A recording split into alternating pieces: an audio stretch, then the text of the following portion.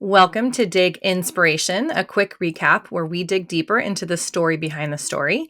In each of these bite sized episodes, I'll revisit key moments from our incredible guests, highlighting the most inspiring parts of the stories they share. Today, we're dropping a quick reflection on some of the most memorable parts of my talk with Christina Lay, head of marketing at Plot, aka the social media marketing whisperer. Okay, point number one, which I found super, super relevant and interesting, is just about the power of influencers. Christina talked about building this LinkedIn community, right, that organically gained awareness and trial for their brand. But what I loved about that was actually going a level deeper and talking about how you choose those influencers.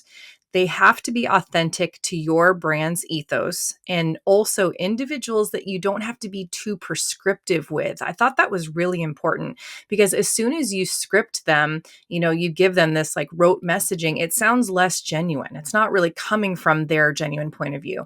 And I was thinking about how that's not terribly efficient or scalable if you're trying to script, especially a whole community of individuals. So knowing that they're each going to have their individual voices, I think was really important. And so I was thinking about, some examples of other influencers that have been really impactful for brands. One is Charlie D'Amelio, Dunkin' Donuts, right? She's a huge fan of the brand. They created a signature drink named for her. It's so believable because it's real, right? She's a real consumer of that brand. So all of her content is just grounded in that reality of it being such a part of her life. Another example, Clad, Gordon Ramsay, right? He used that brand, followed them on Instagram. That really started a really genuine partnership with some co-promotion opportunities. Now he's a partner in the company. So those are just some examples of probably some of the more consumer facing influencers that we see. And if you think about some of those lessons, find that influencer that's going to be very authentic to your brand, that can sort of live the brand in their own authentic way. Hopefully that gives our listeners some ideas if they're thinking about an influencer strategy. This second point, I feel like we could do a whole episode on, and it's this idea of how many things you need to nail with your messaging when you're in B2B marketing.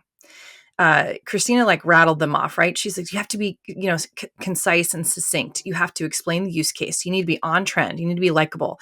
And I'm sitting there thinking like, okay, what do you not have to do with B2B messaging?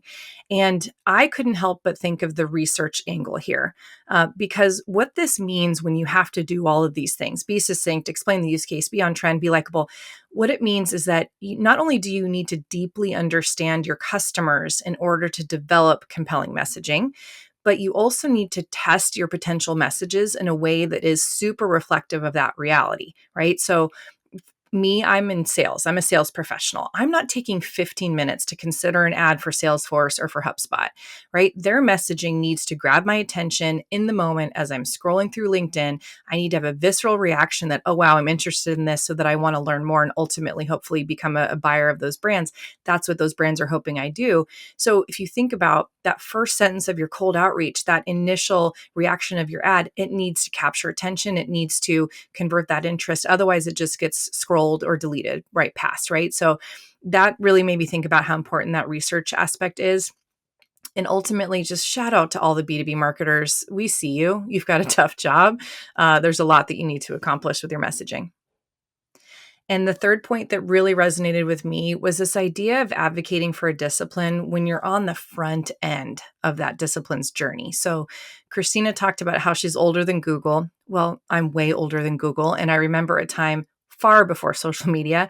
And so to see sort of the rise of this discipline, and she talked about how the social media marketer, it has been seen as a role that an intern can do, always at the bottom of the totem pole. And now the social media marketer is the next CMO because digital is just such a core component to marketing. It's something you absolutely have to have the muscle memory for as a marketer. Made me think about how today the AI engineer is probably the next CTO, right? So I really appreciate how Christina talks about offering her time to students, young professionals as they navigate their early career.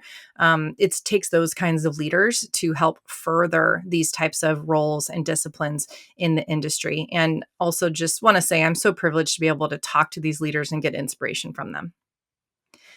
Well, that's your Dig Inspiration recap for the week. We would love to hear your takeaways and thoughts on the conversation. So please do visit the link in the description and leave us a comment.